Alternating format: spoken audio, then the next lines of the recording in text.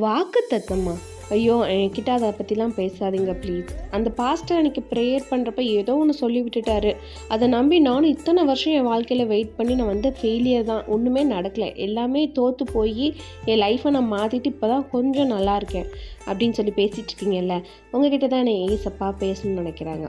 First விஷயம், வாக்குத்தத்தம் அந்த பாஸ்டர் ஒன்ன குறிச்சு சொன்னதில்ல, நான் உன்ன குறிச்சு சொன்னது அப்படின்னே ஏசப்பா பேசுறாங்க. நமக்கான வாக்குத்தத்தம் கிடைச்ச உடனே நம்ம எத்தனை பேர் அந்த வாக்குத்தத்தத்துக்கு நம்பி அதுக்கான வேலையை செய்ய ஆரம்பித்தோம் அப்படிங்கிறது கேள்விக்குறி. ஜஸ்ட் நம்ம சும்மா உட்காந்துருந்தா அந்த வாக்குத்தத்தம் நடக்கும் அப்படின்ற தேவையில்லை. பட் நம்ம கர்த்தர்கிட்ட அந்த வாக்குத்தத்தை குறித்து டெய்லி ப்ரேயர் பண்ணோமா, அது நடக்க நம்மளும் சில ஸ்டெப்ஸ் எடுக்கமா அப்படிங்கிறது வந்து பெரிய கொஸ்டின் மார்க்காக இருக்குது நிறைய பேரோட வாழ்க்கையில். நெக்ஸ்ட் விஷயம் என்ன அப்படின்னா, உங்களுக்கு ஒரு விஷயத்த பைபிள்லேருந்து நான் ஞாபகப்படுத்துகிறேன். நம்ம எல்லாத்துக்குமே இஸ்ரவேல் மக்கள் மோசே, யோசுவா இவங்க கதை தெரியும். ஸோ அந்த டைம் மோசுவா ஒரு 3 பேரை அனுப்பி ஒரு நாட்டு மேலே போரிட போகிறோம், நீங்கள் போய் அங்கே இருக்க மக்கள்லாம் எப்படி இருக்காங்கன்னு பார்த்துட்டு வாங்கன்னு சொல்லுவாங்க.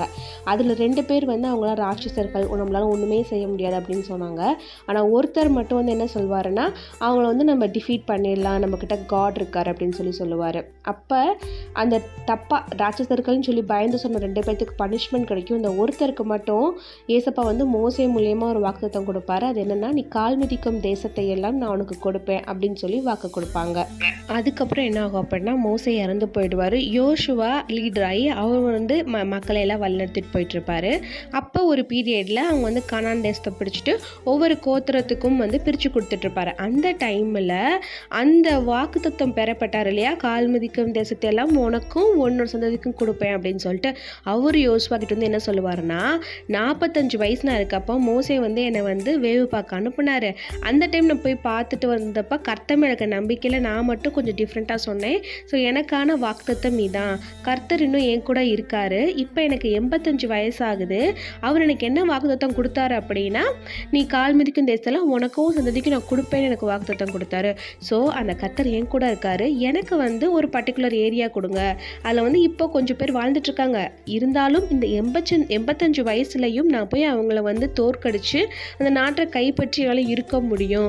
பிகாஸ் அவ்வளோ வல்லமையான தேவன் என் கூட இருக்காரு அப்படின்னு சொல்லுவார். ஸோ அதுக்கப்புறம் அதே மாதிரி அவர் அந்த ஏரியாவை வந்து கேப்சர் பண்ணி அங்கே வந்து அவங்களோட குடும்பத்தோட வாழ்வார். ஸோ இப்போ நம்ம என்ன தெரிஞ்சுக்கலாம் அப்படின்னா, கிட்டத்தட்ட 45 வருஷம் அவர் அந்த கர்த்தரால் கொடுக்கப்பட்ட வாக்குத்தத்தத்தை அவர் தியானிச்சுட்டே இருந்திருக்காரு. அதுக்கான நம்பிக்கை அவர்கிட்ட அதிகமாக இருந்தனால தான் அவரால் அவரோட வாக்குத்தத்தை சுதந்திரிக்க முடியுது. இதை உங்கள் வாழ்க்கையில் ஒரு பாடமாக எடுத்துக்கிட்டு இன்றைக்கி அவங்க வாக்குத்தத்தை குறித்து நீங்கள் தியானம் பண்ணுங்கள், ப்ரேயர் பண்ணுங்கள். அது நிறைவேறும் காலம் ரொம்ப சமமாக